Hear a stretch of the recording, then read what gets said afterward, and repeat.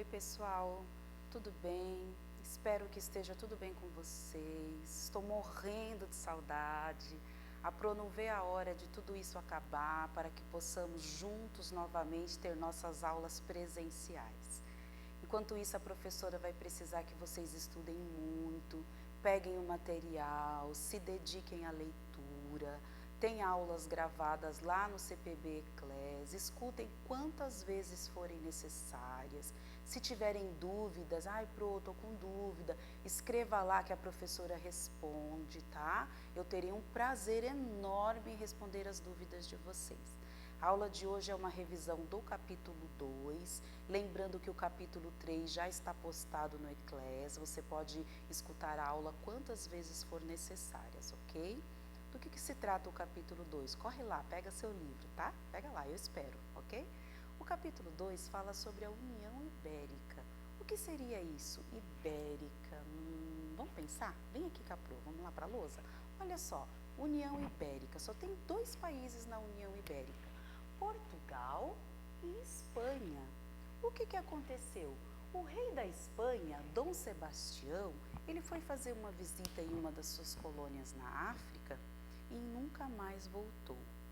No direito existe uma máxima que se chama morte presumida, ou seja, quando uma pessoa some e nunca mais volta para casa. Decreta-se a sua morte, olha, a pessoa não voltou mais. Foi o que aconteceu com o rei Dom Sebastião. Acredita-se que ele morreu porque ele não voltou mais. Só que teve um problema, ele não deixou herdeiros, ele não tinha nem descendentes e nem ascendentes. Quem vai ocupar o trono? E agora? Começa-se um processo de investigação. Quem é o parente mais próximo do rei? Sabe quem era? Isso mesmo, o rei da Espanha, o rei Felipe II. Portanto, o rei Felipe II começa a governar Portugal e Espanha e todas as colônias que a eles pertencem, tanto na África, na Ásia e também na Europa. E também nas Américas. Por isso que se chama União Ibérica.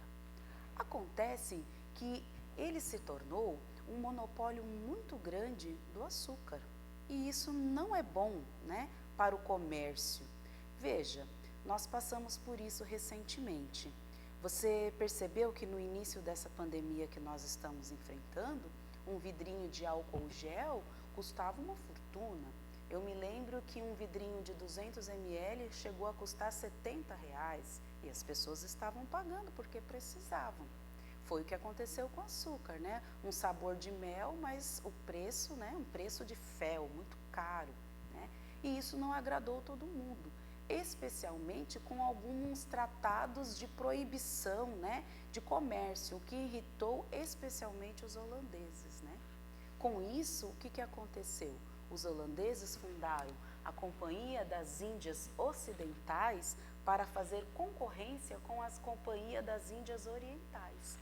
E em 1624, eles decidem invadir simultaneamente as colônias portuguesas, no caso aí pertencente à União Ibérica, tanto na África quanto nas Américas. Aqui eles vieram com 26 navios e 3.300 homens. Infelizmente foi um fracasso, deu tudo errado, mas eles não desistiram não. Sabe por quê? Porque eles queriam açúcar, eles queriam esse produto e o preço estava exorbitante, eles não queriam pagar esse valor. Então, o que eles fizeram? No ano de 1630, como você pode observar no seu material didático, eles tentaram uma segunda invasão no Nordeste brasileiro, ali na região de Pernambuco, sob a liderança do conde Maurício de Nassau. E dessa vez deu certo, eles conseguiram. E é interessante notar que, diferente dos portugueses, Maurício de Nassau, ele vai trazer uma administração nova. Por exemplo, quando ele chega, ele não vem só para explorar o Brasil. Ele começa a construir pontes, ele começa a pavimentar as ruas, ele começa a construir calçadas e as pessoas começam a falar, nossa, ele é diferente. Inclusive, ele montou, certa ocasião, um teatro. Ele Dizem que ele fez um boi voar. Como assim, professora? Um boi de verdade? Não, né? Ele amarrou aí um boi empalhado e numa corda e passou de um lado para o outro e cobrou pedágio aí das pessoas e as pessoas se divertiram e montou teatro. Foi a primeira vez que as pessoas viram teatro aqui, né? Foi novidade, né? Olha só, ele também, além das pontes, de pavimentar as ruas, ele construiu um jardim zoológico, ele construiu um jardim botânico, fortaleceu a justiça.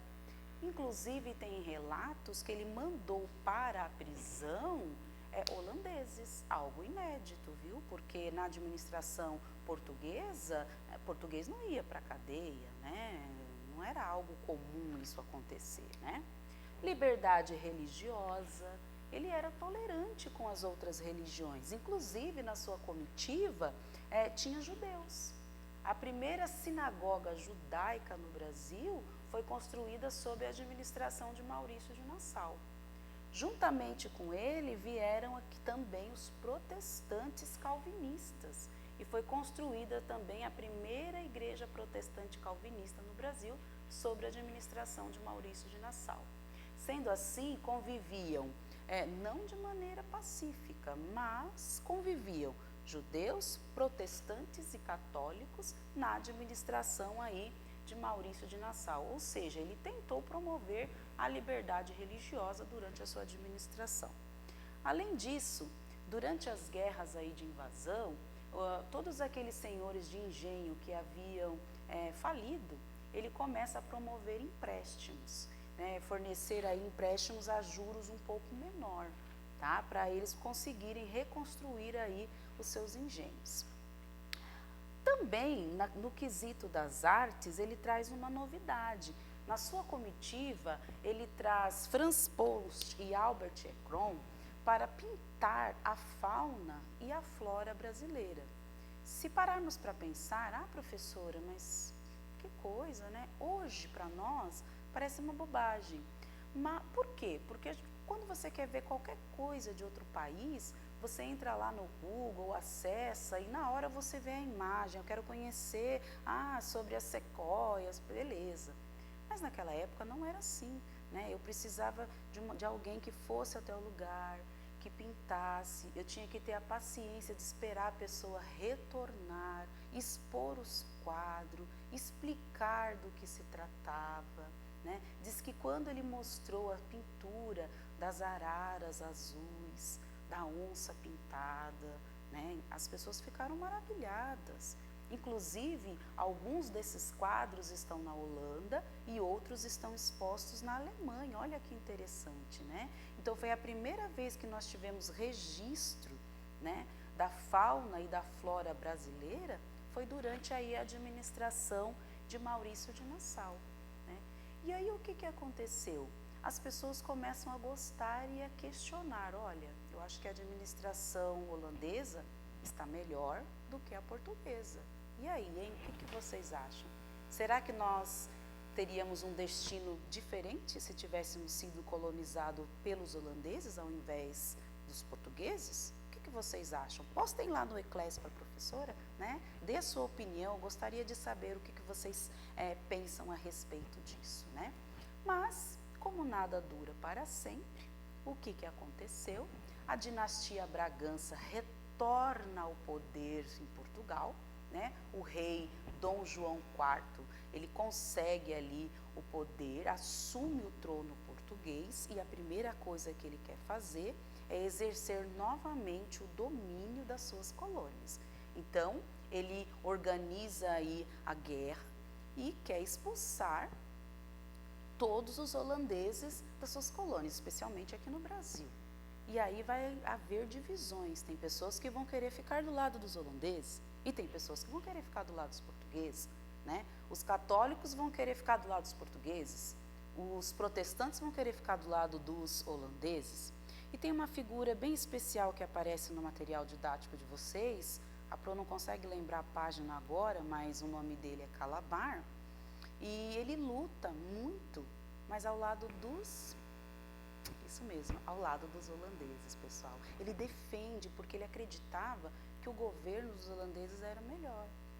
Só que o final da guerra, quem ganha são os portugueses, através da Guerra dos Mascates. Vou pedir para você dar uma olhada no seu material didático, para essa aula não ficar muito delongada. E ele acaba sendo condenado. E aí ele se torna um personagem polêmico. E você, o que você acha desse personagem aí? Será que ele é polêmico mesmo?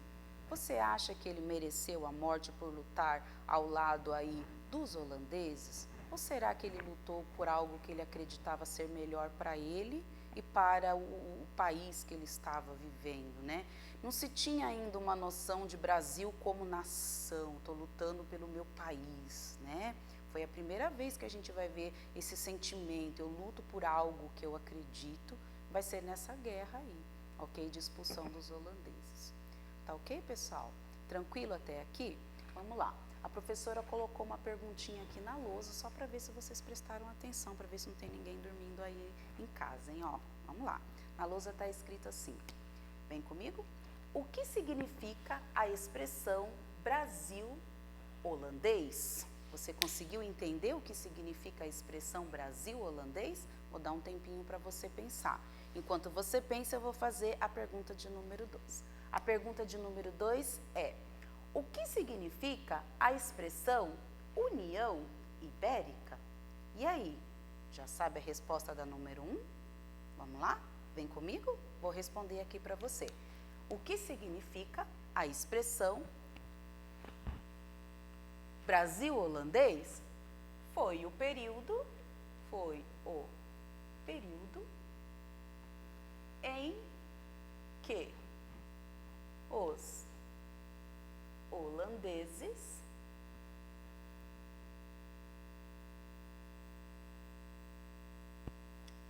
invadiram o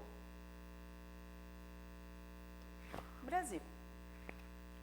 E a número 2, já sabe a resposta, pessoal? Vamos repetir a pergunta aqui? O que significa a expressão União Ibérica? Vamos lá? Foi o período da junção,